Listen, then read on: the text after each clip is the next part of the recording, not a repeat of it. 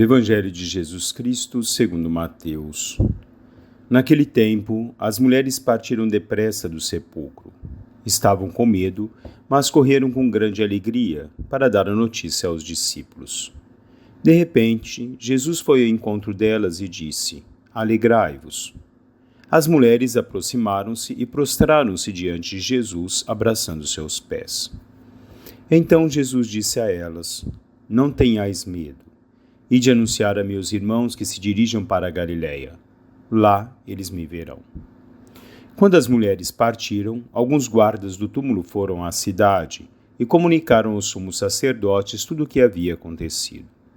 Os sumos sacerdotes reuniram-se com os anciãos e deram uma grande soma de dinheiro aos soldados, dizendo-lhes: Dizei que os discípulos dele foram durante a noite e roubaram o corpo, enquanto vós dormíeis.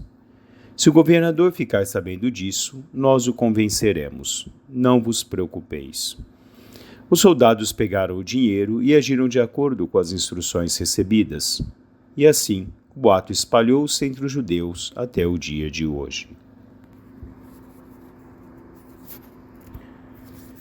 Meus caros irmãos, um bom dia nesta segunda-feira, dia 1º de abril, na nossa oitava da Páscoa. A oitava da Páscoa são os 8 dias que significam o único dia, o dia da ressurreição de nosso Senhor Jesus Cristo, nosso dia em que celebramos essa Páscoa do Senhor.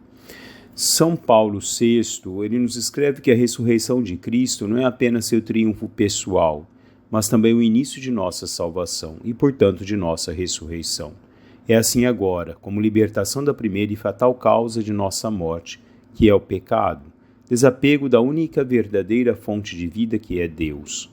É como penhor de nossa futura ressurreição corporal, salvos como somos, na esperança que não decepciona, para o último dia, para a vida que não conhece fim.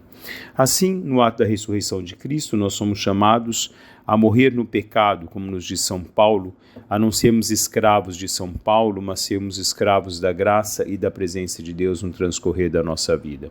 O pecado é vencido por Cristo quando Ele nos concede a vida e a vida em plenitude.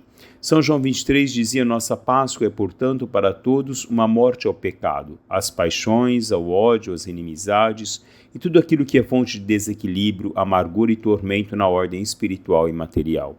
Essa morte é, na verdade, apenas o primeiro passo para um adjetivo maior, pois nossa Páscoa é também um mistério de vida. E assim nos coloca que a Páscoa em Cristo, nós alcançamos a ressurreição, nós alcançamos a vida. A morte no pecado, mas a vida que nos é dada por Deus, pelo seu amor e pela sua bondade. Jesus Cristo hoje nos diz aos seus seguidores: não tenhais medo. Como ele diz todos os dias a nós: não tenhais medo, pois eu estou convosco. É esse Deus que vem nos dizer: eu estarei convosco todos os dias até o fim dos tempos. Esse Deus que ressuscita, esse Deus que nos dá vida, esse Deus que nos dá graça, é esse Deus primordialmente que vem nos trazer a sua luz para que nós possamos vivê-la, para que nós possamos segui-la, para que nós possamos efetivamente no transcorrer da nossa vida sermos essência dessa presença de Deus aonde quer que nós estejamos. A Páscoa é a nossa fé. Como nos diz São Paulo, se Cristo não ressuscitou, então seria em vão a nossa fé. A nossa fé se fundamenta essencialmente na ressurreição de Cristo. Ressoa o anúncio mais bonito: o Senhor verdadeiramente ressuscitou, como havia previsto. Assim Deus, que ressuscita e nos dá a luz, é Ele que nos dá a ressurreição para que nós possamos sermos guiados nas nossas vidas e nos nossos atos pelo seu próprio ser, pela pessoa de Deus que vai nos apontando a cada dia o caminho que nos leva à vida eterna, que é o caminho da palavra de Deus. Nós possamos viver essa Páscoa como um renascimento em cada um de nós, na morte do pecado, sem termos medo de vivenciarmos a palavra de Deus no transcorrer da nossa caminhada. Um bom dia a todos, louvado seja nosso Senhor Jesus Cristo, para sempre seja louvado.